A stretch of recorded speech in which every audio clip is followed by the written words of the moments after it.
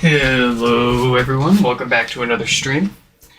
This is going to be a pretty quick and easy, no power repair. We had this one just dropped off to us, and the fellow is either watching right now, will be in it soon, and they'll swing by in the next hour or so to come pick it back up. So first things first, let's go ahead and make sure that we do in fact have no power here. Alright, no power there, and we're pulling the usual 5-ish watts. So we'll go ahead and pull the power on that and get this power cable yanked out.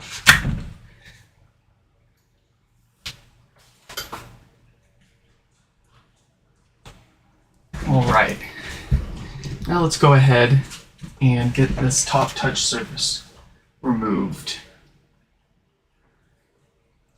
And to do that, we will take our clean iFixit pry tool here and just get underneath there. And then we will work all the way around that. Cut the adhesive loose.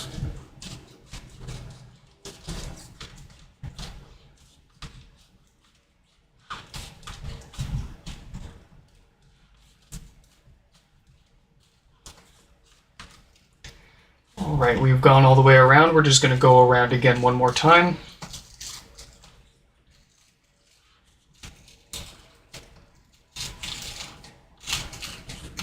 And that'll come right off. Now we can get our T6 Torx screwdriver and take these 4 screws on the top out.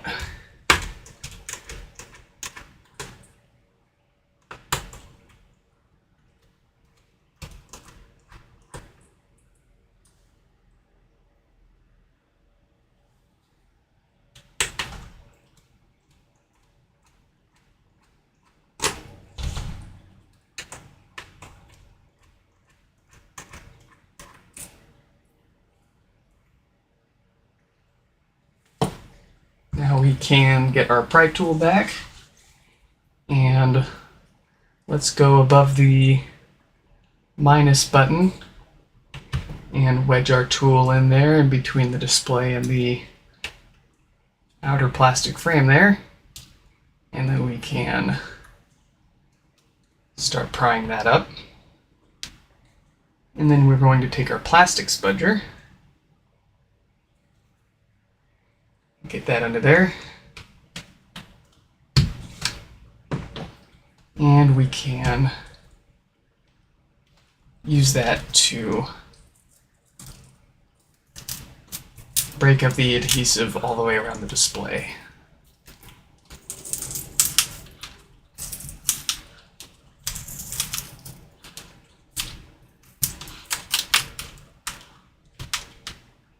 And once we've gone all the way around, we can go ahead and pry that up carefully. We don't want to tear this display cable here.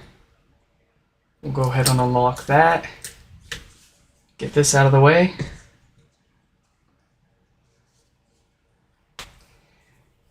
And then really quick, let's touch up the adhesive on here, so that way we can reuse it.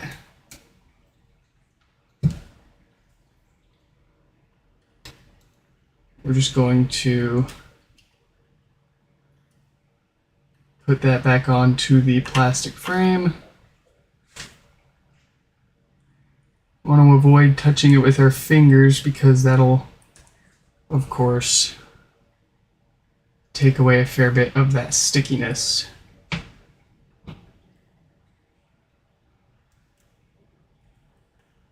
Alright, that is perfectly good. Now we can take our frame screws out. There's the 4 T6 here, and then there's the 2 more holding the drawstring for the mesh tight. So we'll take those out.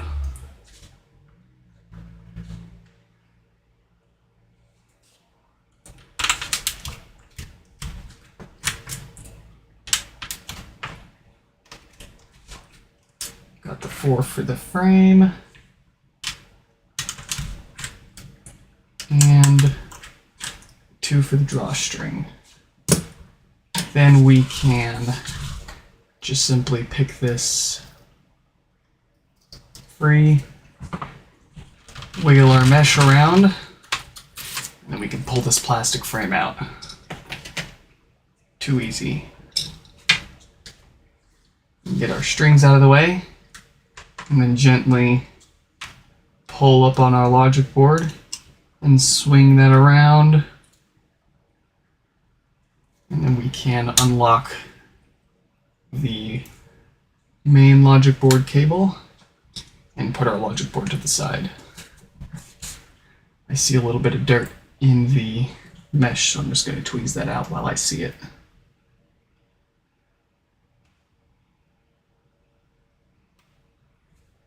Okay. Now I'm going to grab this cup here, and I'm going to set the HomePod base on top of that and set this down. So that way, as I slide this mesh down, it's sliding over the cup and it's not sitting, it's not pushing the mesh into the table. And by doing this, we can avoid leaving nasty imprints on the mesh while we are pushing into the pod and doing all the tough work on it. So let's go ahead and get the rubber covers for the screws around the top basket taken out. You can just get a metal pick and just push in on the top of those and pull them out.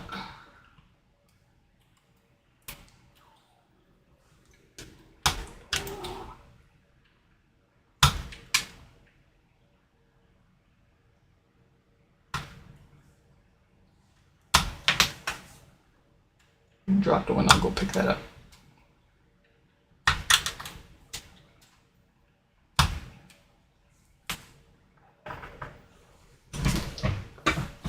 Where did I?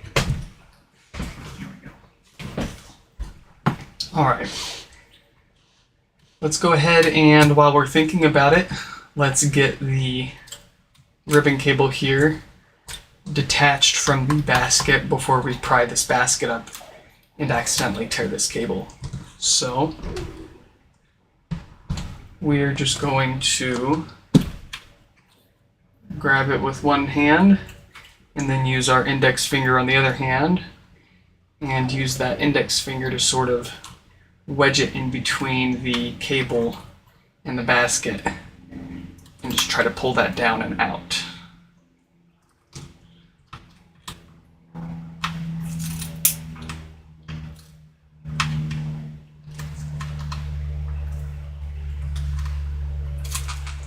There we go. Got a little bit of stringies in there, so we'll just gently and carefully break those apart with our tool. And our cable is now free from the top basket, so we can go ahead and take these basket screws out.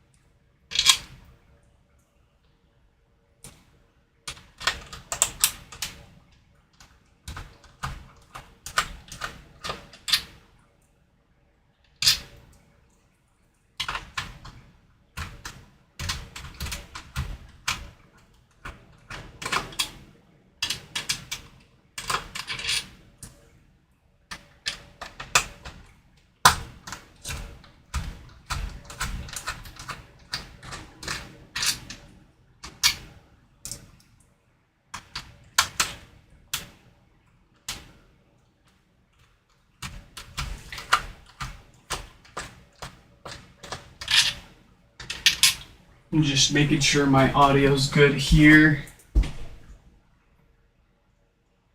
Alright, yeah, our audio looks good. Let's finish taking these basket screws out.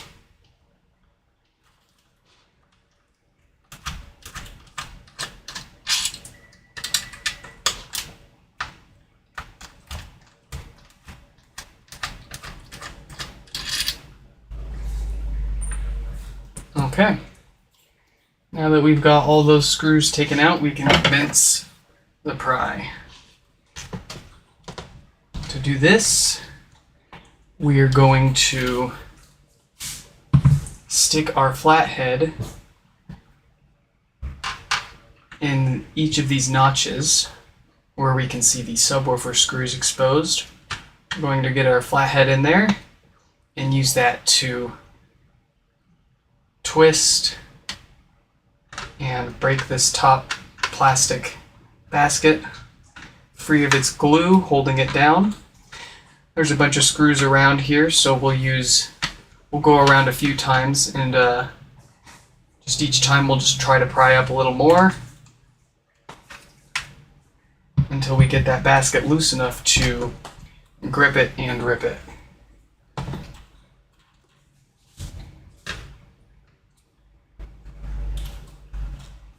Getting into our first one.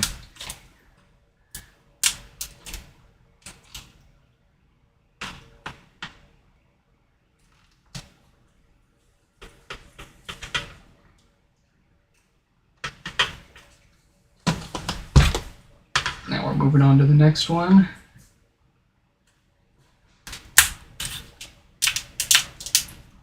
And that's making a very satisfying sound as it breaks free. You want to go slow and easy to avoid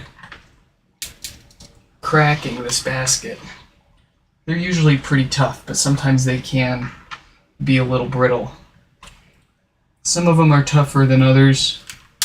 Sometimes you just can't really avoid it and you'll end up breaking the basket in the process. I've noticed that some of them tend to be glued together better or worse than others. Like some of them pretty much just come right apart, and then some of them takes like 10-15 minutes just to get the thing off.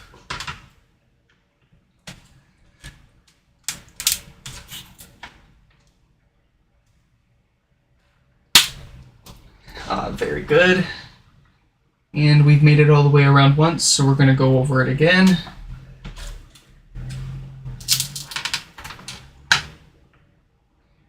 One thing that we want to be careful of when we're sticking our flathead in here and prying around is to not pry into this logic board cable here. It's a very common mistake that I see happen with people is they don't pay attention when they're going around and prying.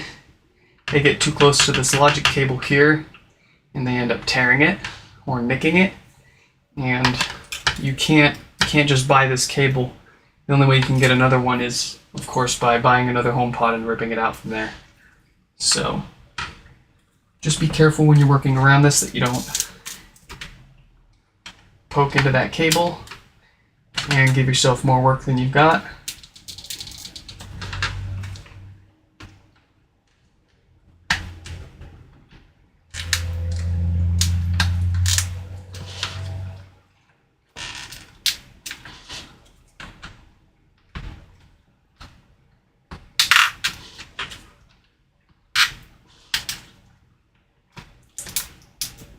Alright, it seems like we've got this loose enough to just pull the rest of this off by hand.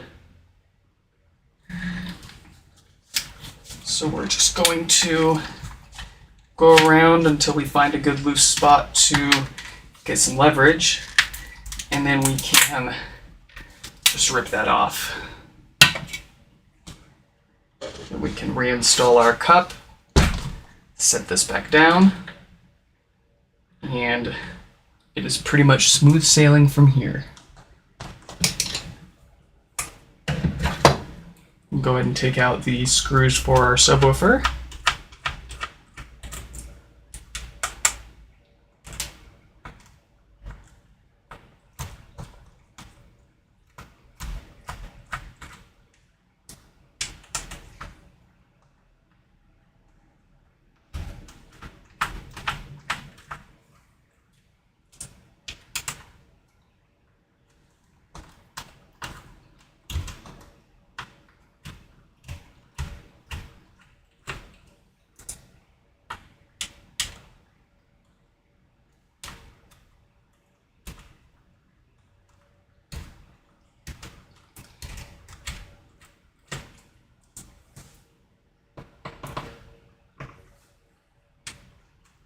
Last one.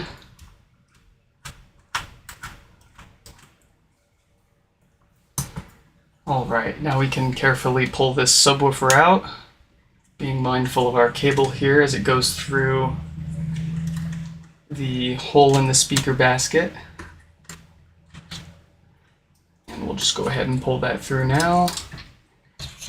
And then we can pull our subwoofer out and push our locking tab to disconnect the subwoofer.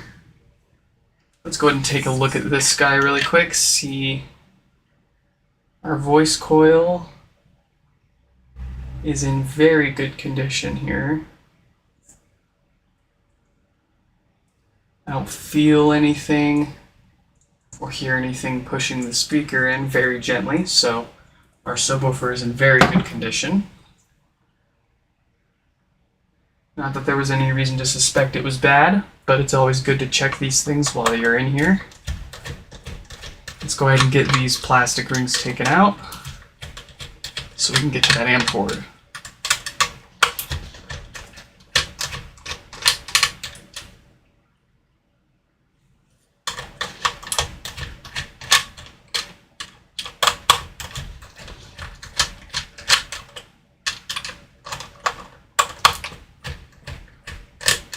Okay, now before we pull that up, let's go ahead and push the logic board cable through. And get this out of the way. And now we can pull this ring up.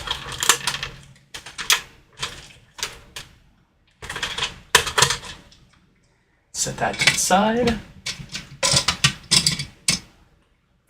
Then we can unscrew and remove that final plastic ring. Let's go ahead and unplug the power supply.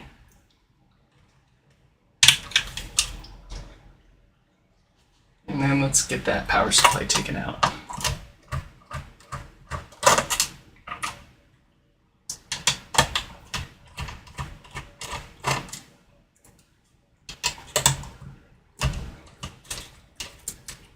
It's just those 4 screws holding the power supply in.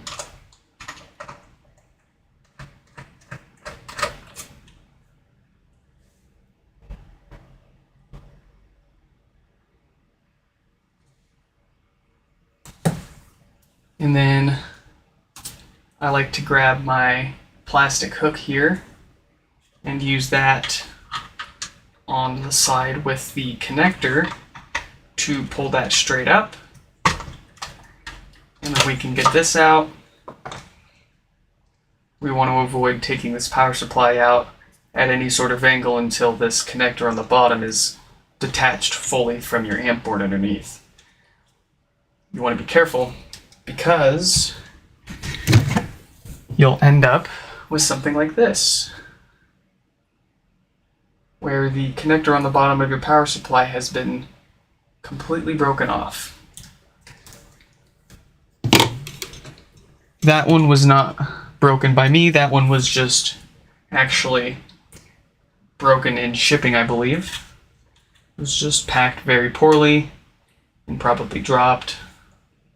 So let's go ahead and get this gasket off this cable here, just so we don't have to do that later. Let's get our main logic board cable detached from the amplifier board. we'll flip that connector up, and then we can grab this and sort of wiggle it out.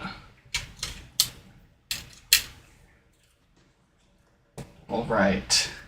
Oh, one other thing I forgot to mention.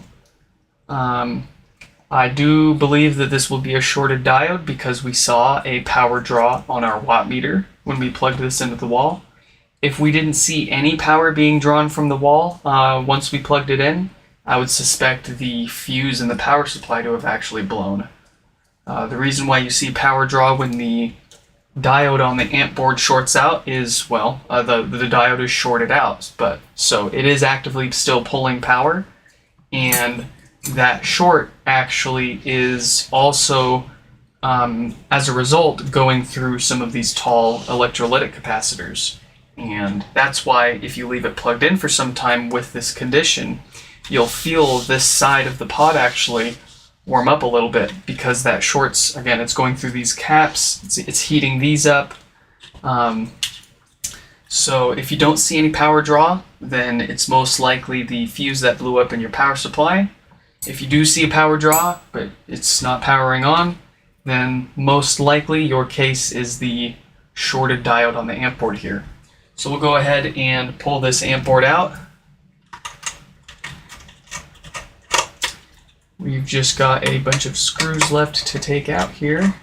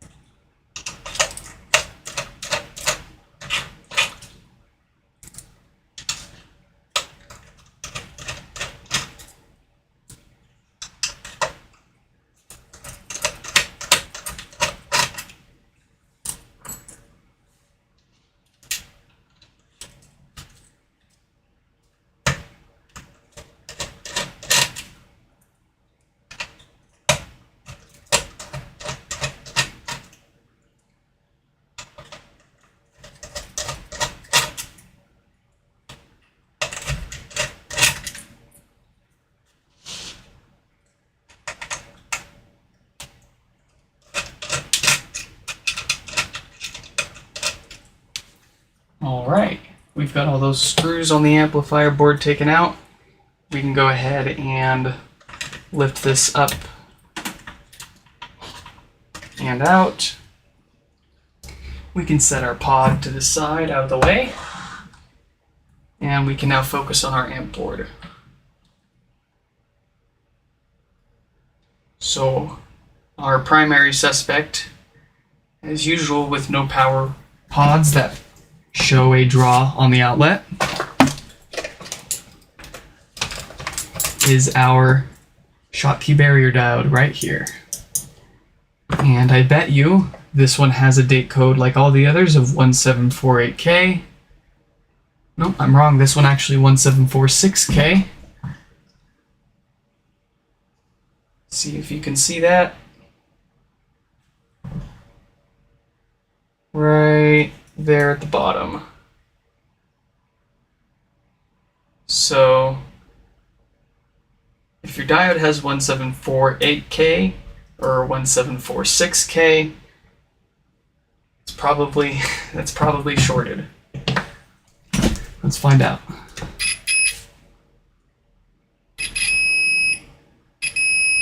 Yep, quite shorted. So sorry for the blur, got that fixed up.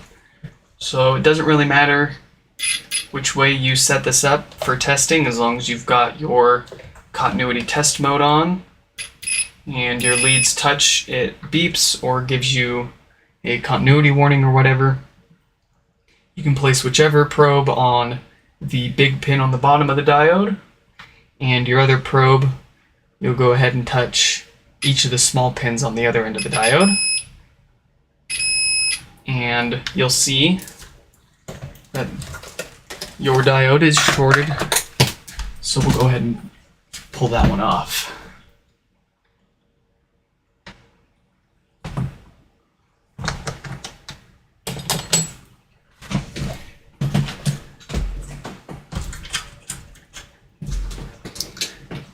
Gonna get our hot air station up and crank that all the way up to 500 degrees.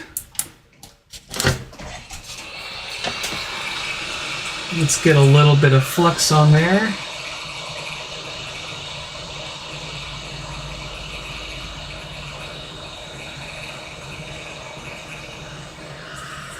No big deal. Let's get some tweezers.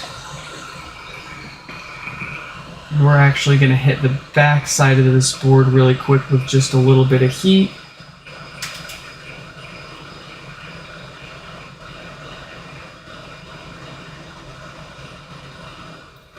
And let's go ahead and pull this diode off.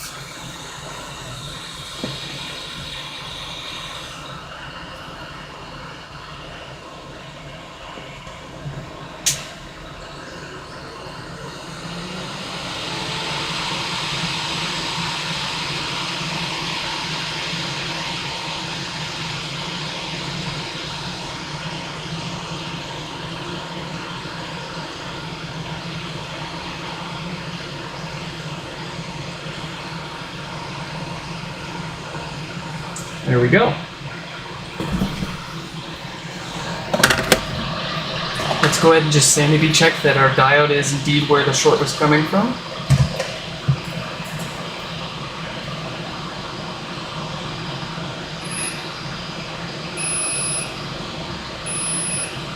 Indeed it was. So let's go ahead and break out a new diode, prep that, and put it on our board.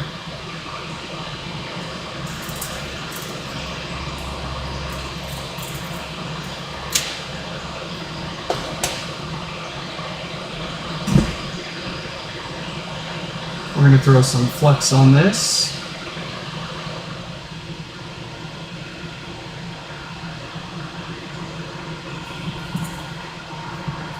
And we're also going to throw some flux on our pads on the amp board here.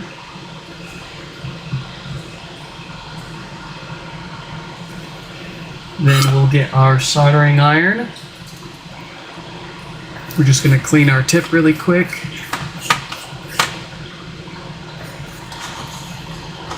Put some fresh solder on that. And 10 our new diode.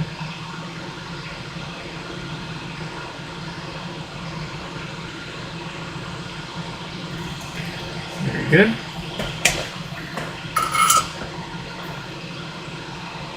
Let's get our old diode out of the way so we don't mix them up.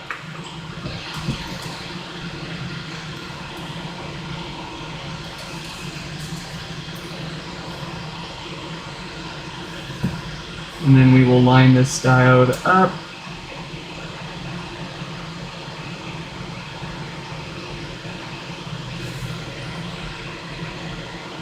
And then let's hit it with the heat.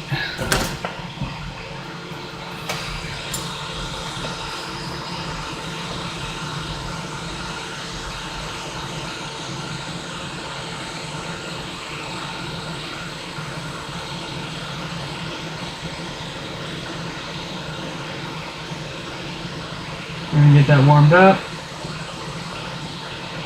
And once we start to see the solder melting, start pushing down on it.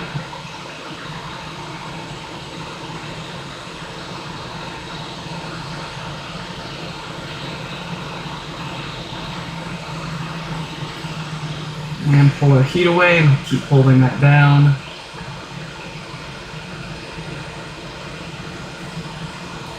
And we see the solder on the end here solidify. Gives us a sign that we can let go. Let's check our joints. Not the kind you smoke.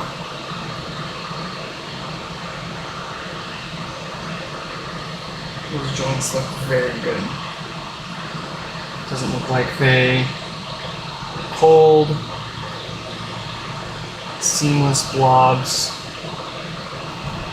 Very good. We're going to go ahead and clean this board up really quick with some isopropyl alcohol.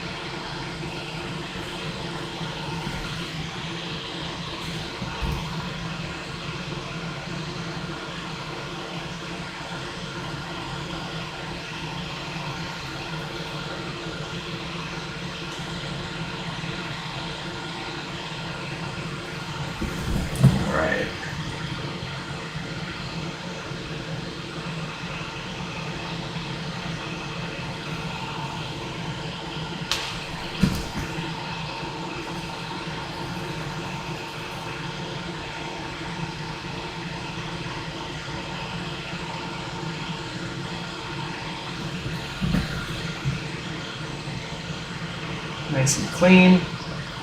Good solder joints. Let's get our filter out of the way.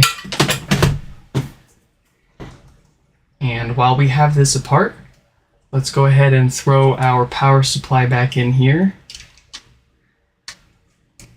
and give it a quick test and see if this has any DC offset that needs to be repaired while we've already got this apart. Last thing we want to do is fix this for no power, just to have the DC offset issue creep up on us in a few months and take out our amp board and our subwoofer. Not a good time. On the bright side, once you've already opened your HomePod, it's usually a lot easier to get back into it. But I mean, who wants to take their shit apart again once they've already fixed it?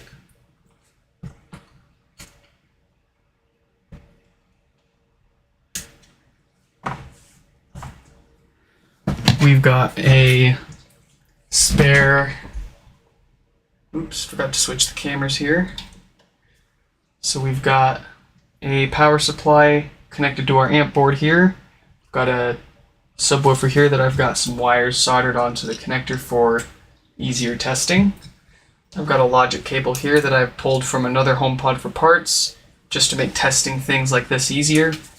And I've got a logic board and display here that's already pre-configured, so that way I can just simply boot this up and test what I need to test.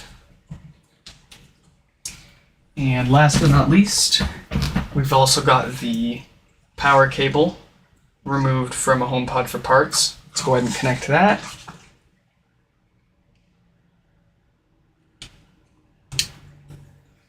And then we can go ahead and power this puppy on. And while that's booting up, we can grab our multimeter again, switch this to voltage DC mode, and connect our leads to the subwoofer.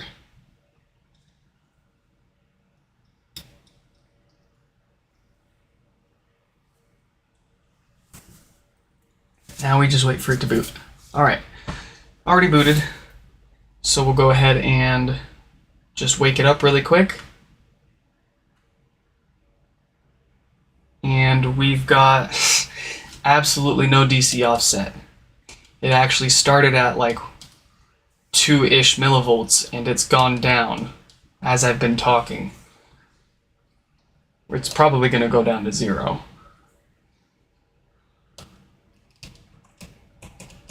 Let's see if it starts going negative. Yep. But we're on the 200 millivolt scale right now, so I'm surprised that this is even registering.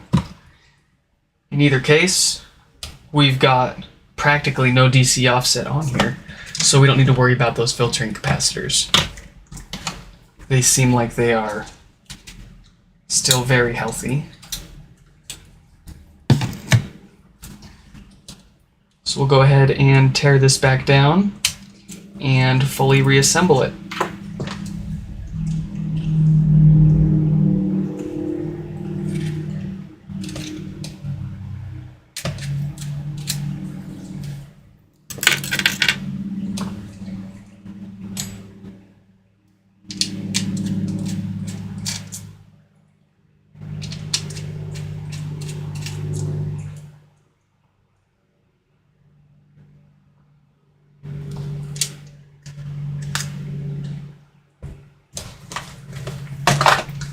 Get our pod back into the picture.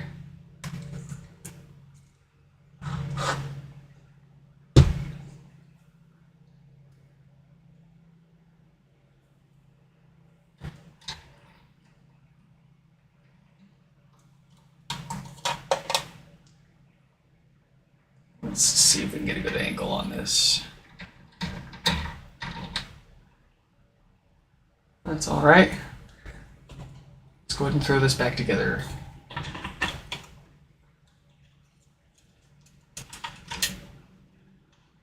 You want to be careful when you're putting your amp board back into your HomePod. You want to set it down lined up. You don't want to just slap it in here and slide it around on top of all of the screw posts for the tweeters here, because you may accidentally short things out on the bottom side of this amp board as you're spinning it around and getting it lined up. Just try to line it up as best as you can as you're setting it down, and you'll be fine.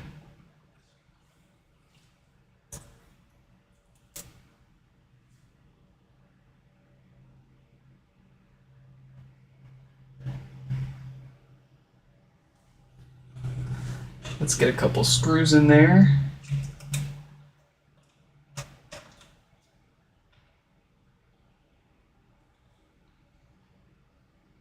Try to line it up. Trying to line up all the screw holes before I tighten this one down.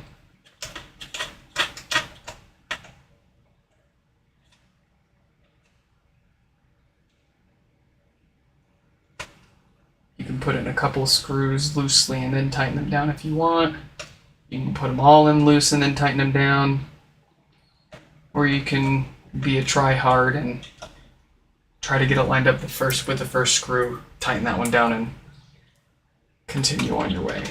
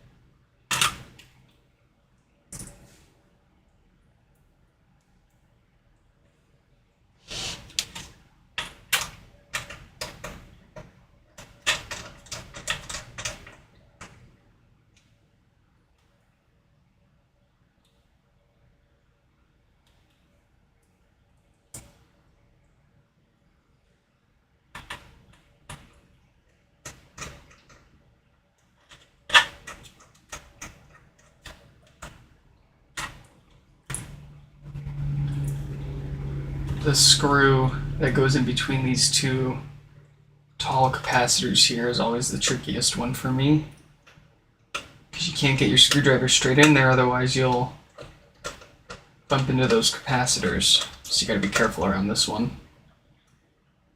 You don't want to bust off one of these guys.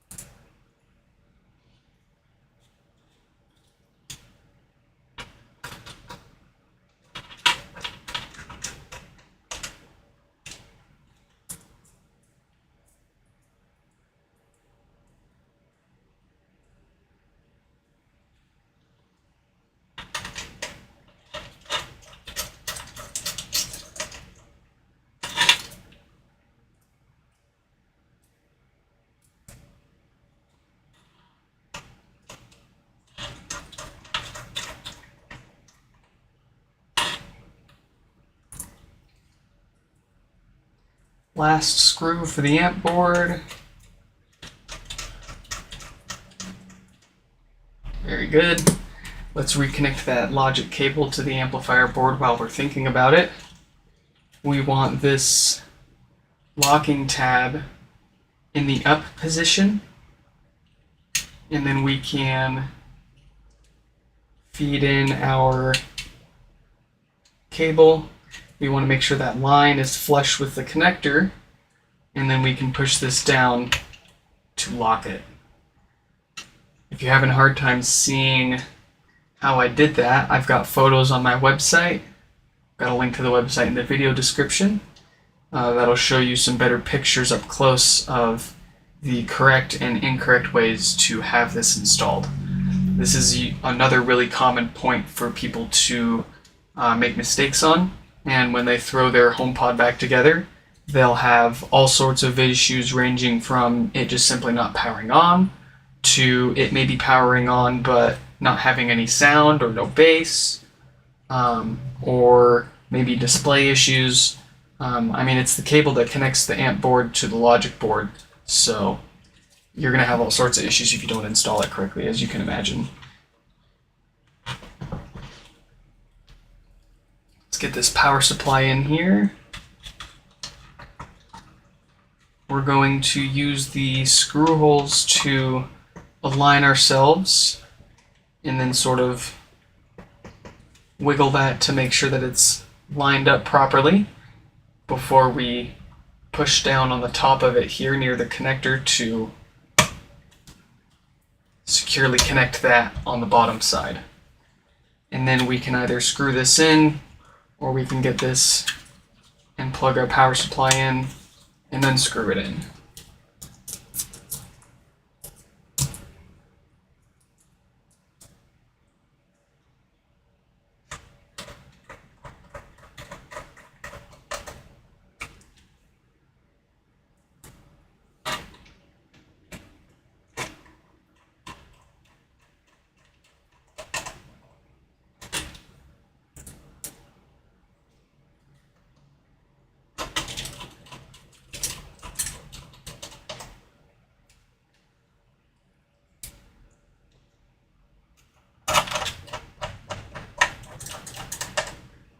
Alright, one last check that we've got everything connected. We've got our power supply plugged in.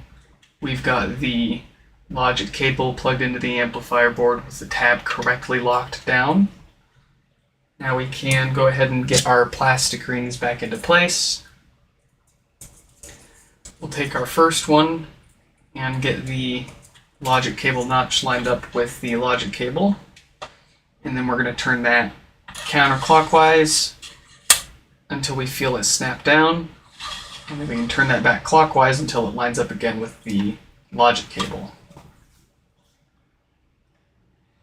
And then we can take our next plastic ring and feed the logic cable through the hole. And then if we look down the side, we can see where these screws line up with the bottom plastic ring.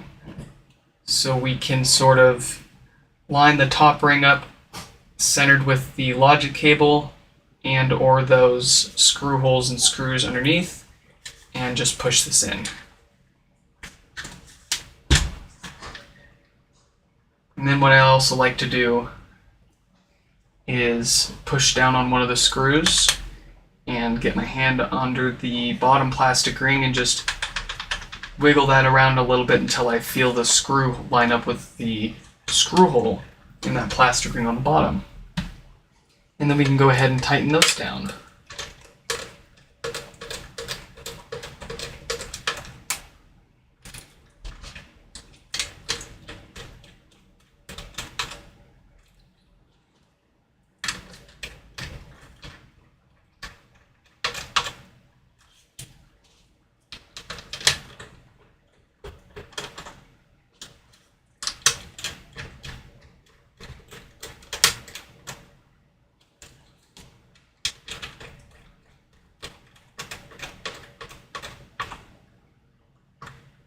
Alright, we've got all those nicely fastened. Let's get our logic cable gasket here. And just put that back through. The smaller side will be the side that goes down, and the thicker end will be the side that goes up top. So we'll just fish that back on. and pull this over and push it in.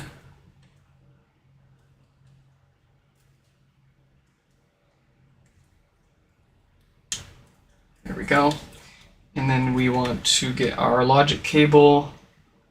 There's 2 lines here. You only want to barely see the top line. Just like that.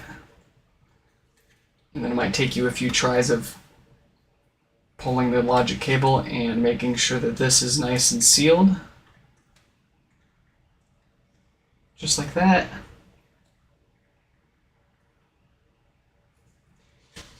Now we can grab our subwoofer. And there's a few different ways we can put this in here, but the easiest way is going to be to orient your pod with the logic cable on the left-hand side. Get your subwoofer and find that slot where the logic cable goes through on the back basket here, and line that up too. And then we're going to rotate this just like that. And this cable for the subwoofer, we're going to grab the end and plug that in.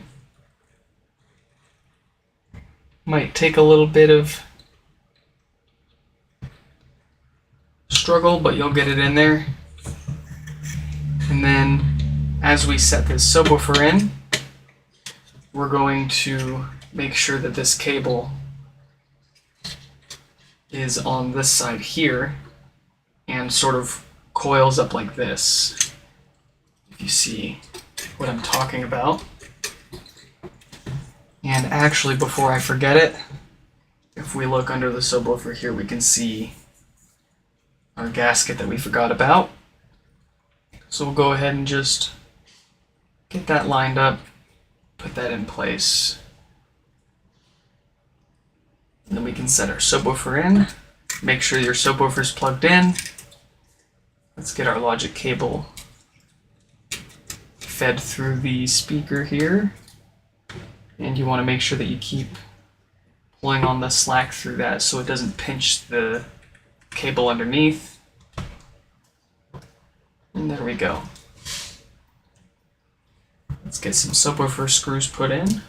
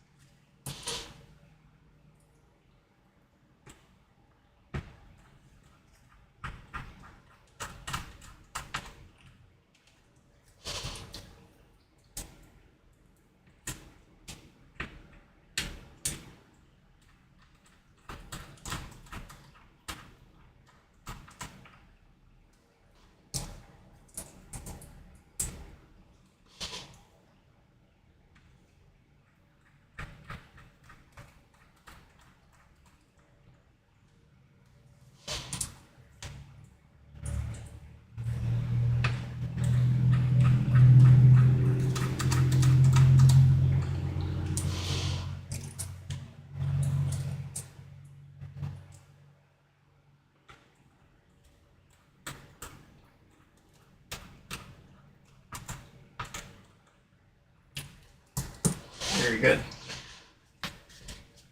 Now we can finally take our top basket here and line up the part of the adhesive that's stuck from the logic cable up with our logic cable again.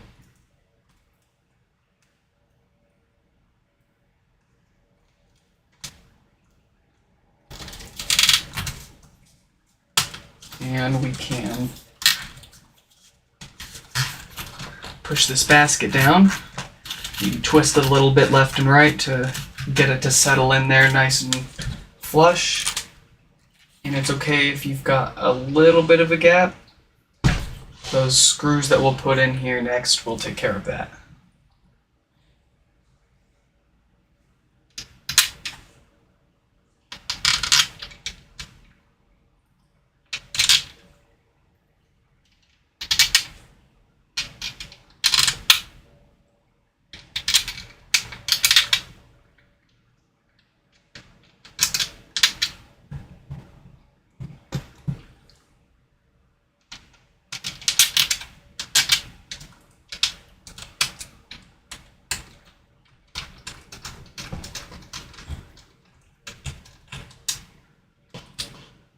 You don't want to over tighten these screws because that can cause issues with a proper seal. It's not common, but there was one that I was putting back together once, and I guess I must have screwed the top basket in way too tight because it was leaking quite a bit of air out.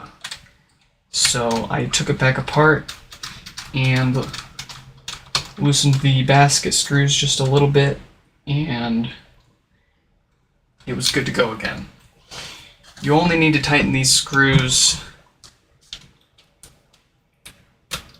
enough so that it's holding the basket flush to the shell of the HomePod. You don't need to over tighten them and keep going past the point where the top basket starts to bend and warp.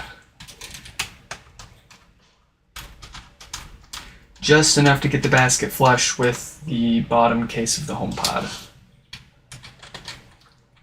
And if you find that you can't get the basket flush after you put the screws in, you might have a little bit of interference with the old glue that they used to hold that basket down from the factory, so you may need to take that back off and peel off some of that old adhesive to get it to sit flush again.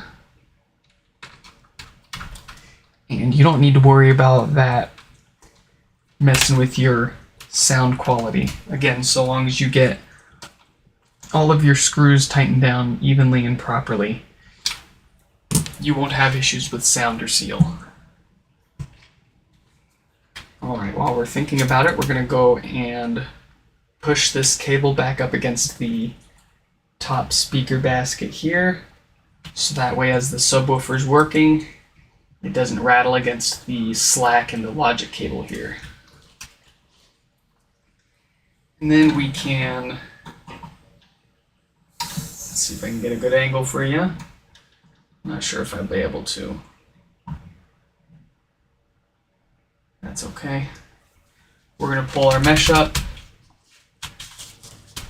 just until it starts covering these marks for the screw, for the little rubber screw covers. We're just going to pull it just a little bit above that, so that way we can put our rubber screw covers in and they're held in place.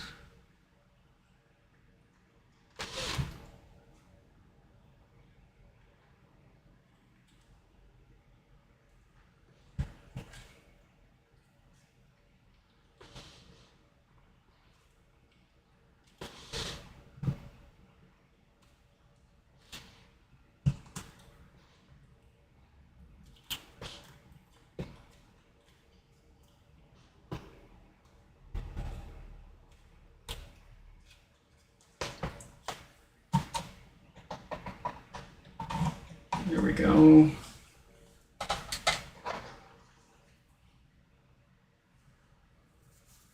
Ah! Why is my other camera upside down?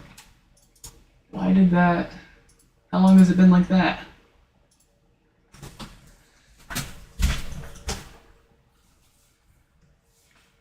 That's much better. Alright, we've got all of the rubber screw covers put into the top basket. We can go ahead and start pulling this mesh up and tight.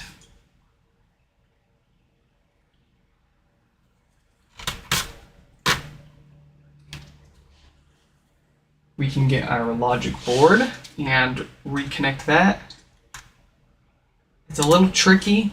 You have to plug this in, you gotta connect it at sort of like an angle to get it into the connector.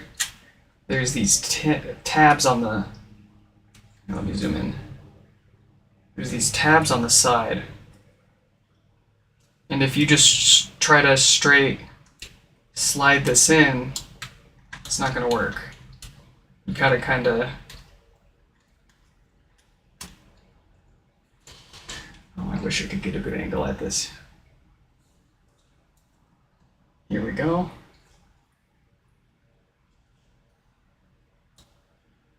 kind of feed it in like that. And then you know you've got it on there right when it doesn't pull out before you lock it in.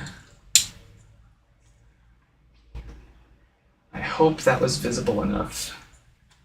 Very hard to demonstrate, but we'll move on. Let's get our mid frame. And we've got our drawstrings up here, so we'll get the pegs for that on the bottom. And I think the easiest way that I've found to get this this mesh back on is to first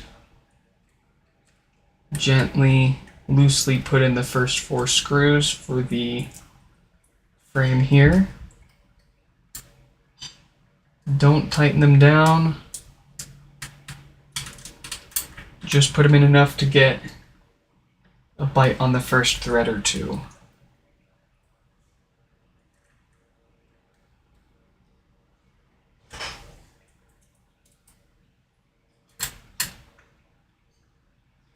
And then we can get our drawstring and pull that around the lip, around the edge of this plastic frame.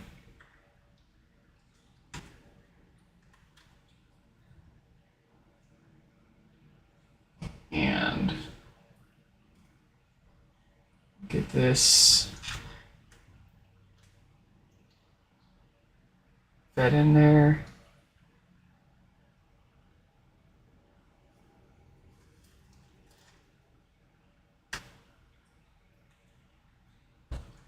If you're having a hard time getting that through, you can get some tweezers.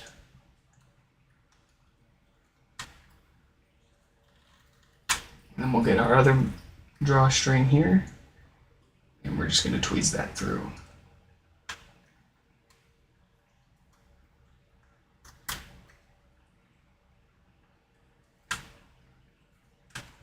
Make sure that goes around the edge there. And then we're going to pull up on these drawstrings as we pull up the mesh with the other hand. And that should pull the mesh into this lip around the plastic frame. Once you've got all that in there, we can push this plastic frame down with one hand, hold that down, and just give around the mesh one more good push into that frame around the edge. And then we can tighten this down with the other hand.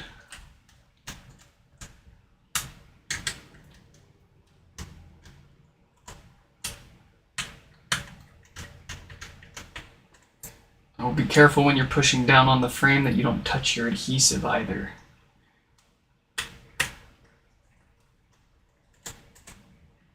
Alright, once you've got those in, we can get the 2 screws for our drawstring.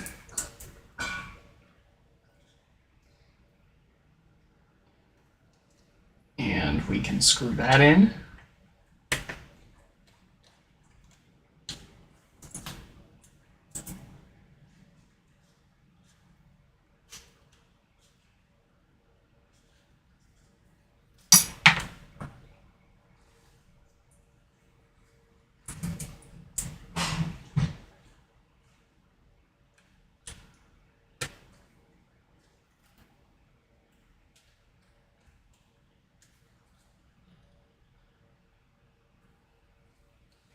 And then we can wrap these around the posts. It doesn't need to be tight at all because the screw's already holding that down.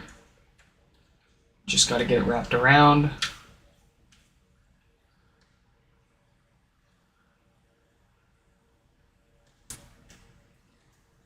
And then we'll grab our other one and do the same thing.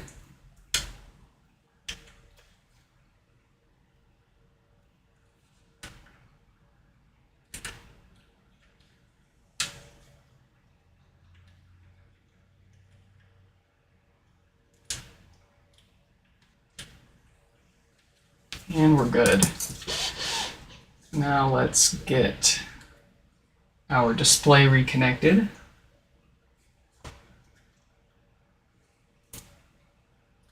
going to get that with that line on the logic on the display cable up, facing up. And we're going to feed that in until we don't see the line anymore. And then we can lock that down.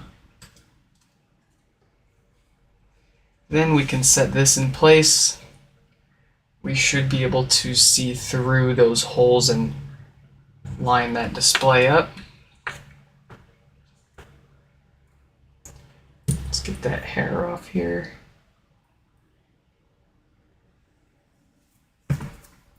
And you don't need to push this down because we've got screws to do that.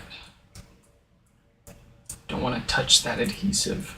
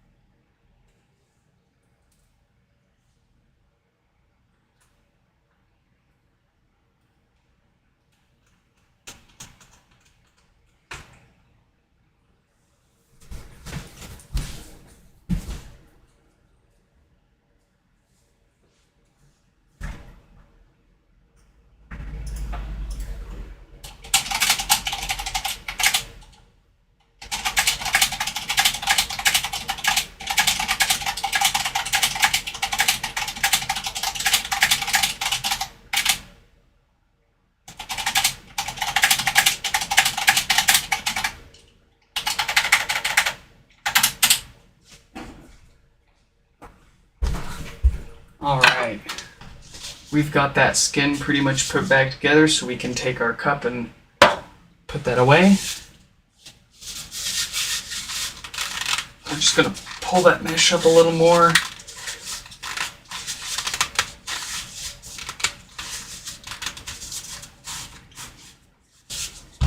And then make sure it's fed into that top as much as we can. We want to look over at our power connector here and make sure that that's lined up nice. Also, before we put our top touch cover back on, we want to make sure that our display surface is clean and that there's no gunk or anything going across our volume buttons here. That all looks good, so we'll go ahead and put our top touch cover back on. What I like to do is get my hot air and turn that down to like 300 degrees. And we're just going to hit this top display and the touch cover here with a little bit of heat to bring that adhesive back a little bit.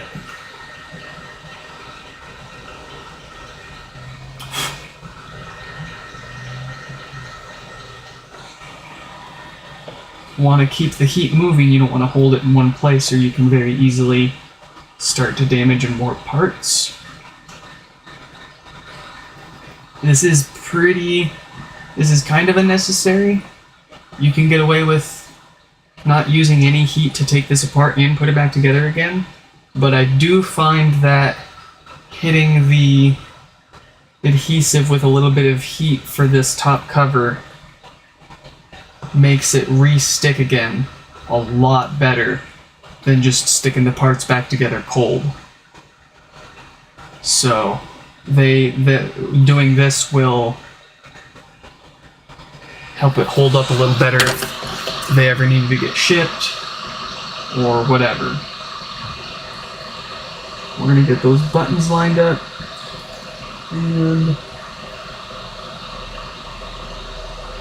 set that down.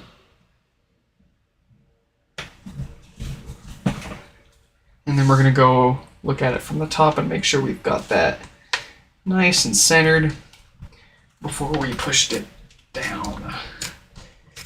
Get that nice and stuck on there.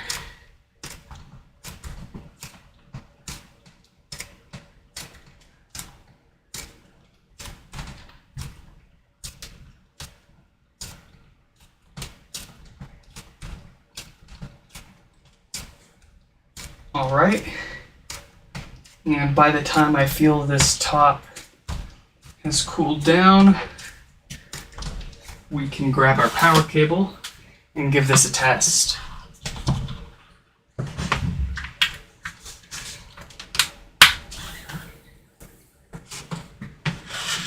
I'm gonna go ahead and factory reset it so that way I can connect my phone to it and play some test tones to make sure that it's all nice and sealed up properly.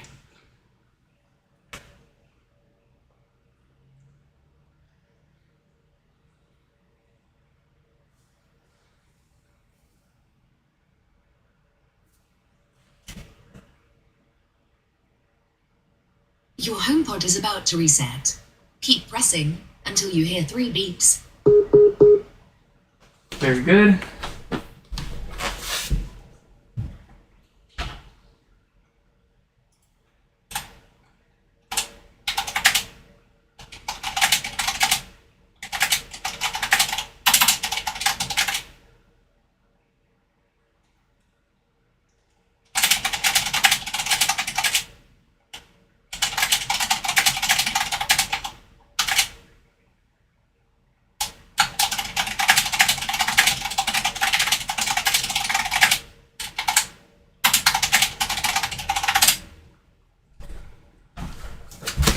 All right.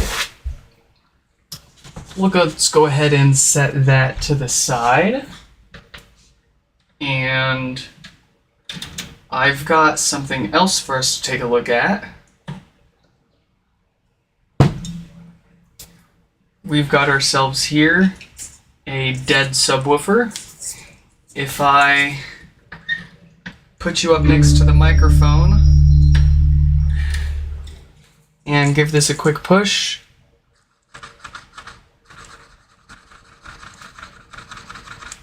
not sure if you can hear that, but it sounds horrible, and it should not sound like that. And if we look in that voice coil there, we can see it's quite cruddy looking, it's burnt, it doesn't have that nice vibrant copper shine to it anymore. And actually, even the top of the voice coil, right in here, is like all burnt and shit.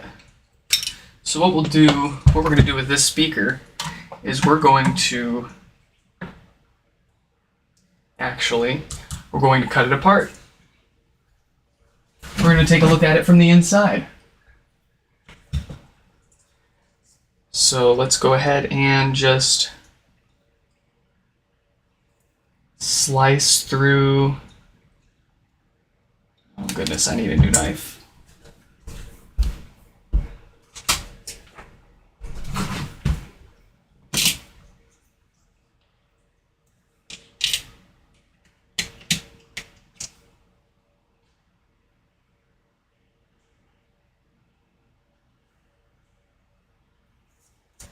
There we go. Let's go ahead and slice through this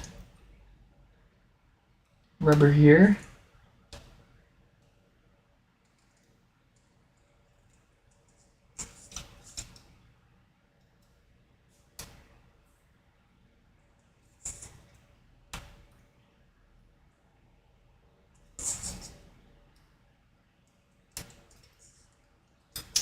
Okay. Uh-oh, don't want that.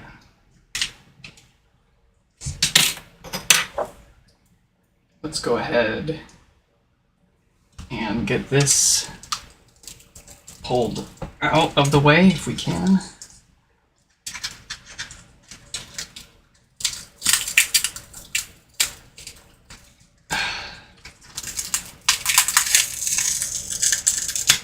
There we go.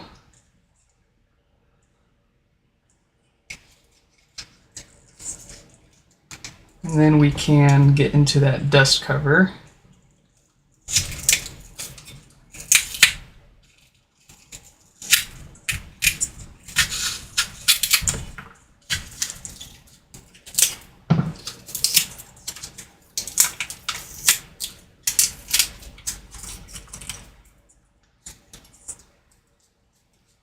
Very interesting.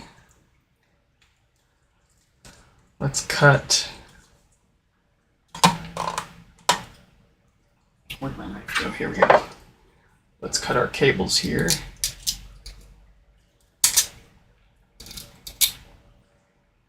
And our basket so we can get this voice coil out.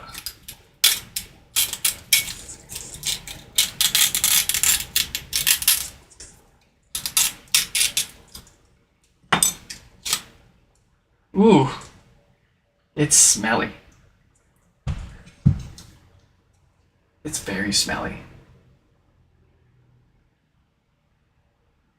That is roasted.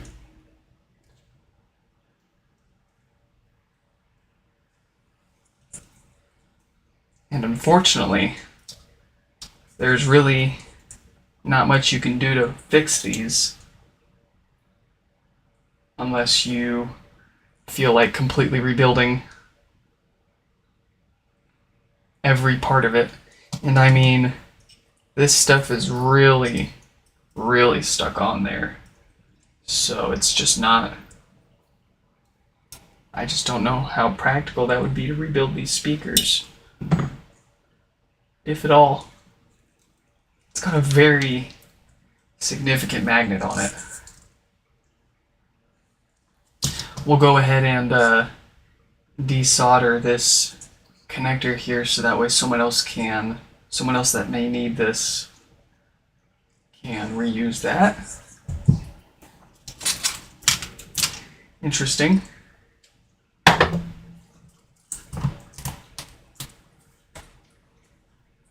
Let me catch up on my comments.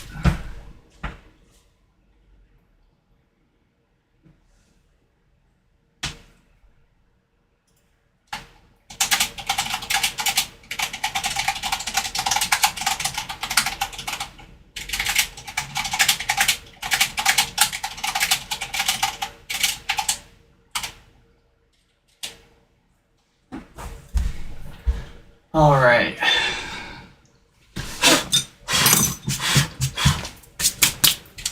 Let's give this a quick setup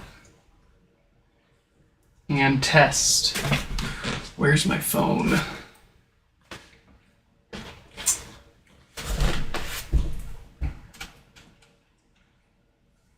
That's okay.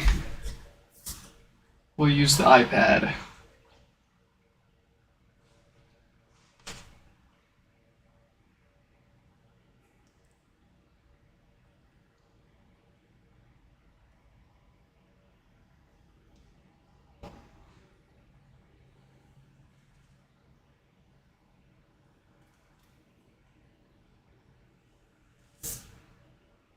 This is so awkward.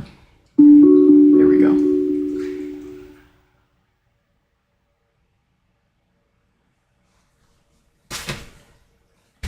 Unwieldy. How long did that one take us to fix? We've been streaming for, an hour and 20 minutes. So that probably took us like an hour.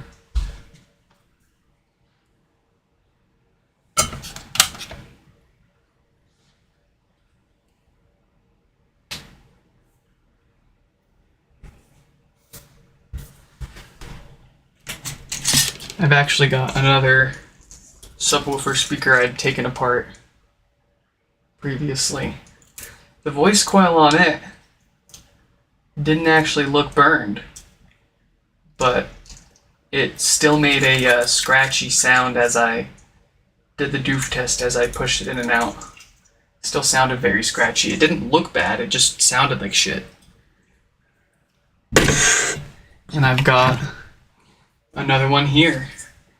Its voice coil is very gross looking.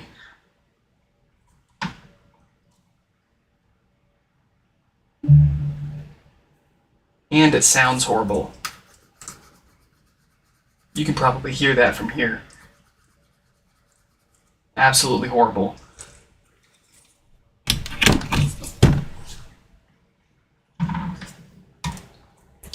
Alright, that's set up now. Let's give it a quick test.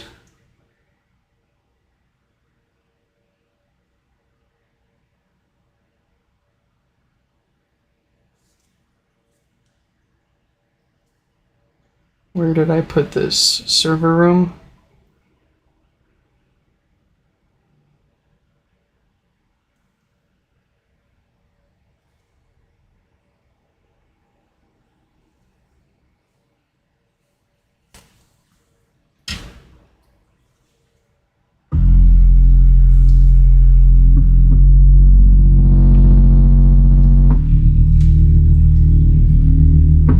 Volume buttons are lined up.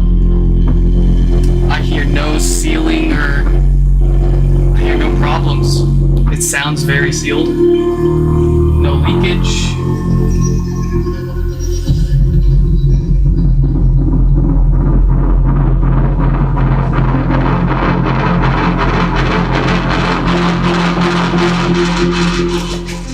All right. I'm gonna call this one fixed. Let's go ahead and reach out to the owner so they can swing by and pick this up.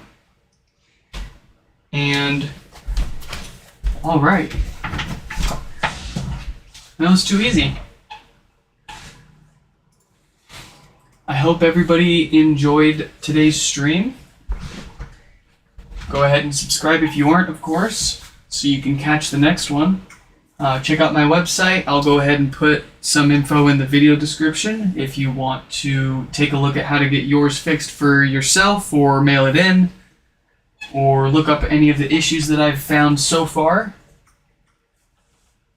I hope you guys have a great Memorial Day weekend. I'm gonna go eat.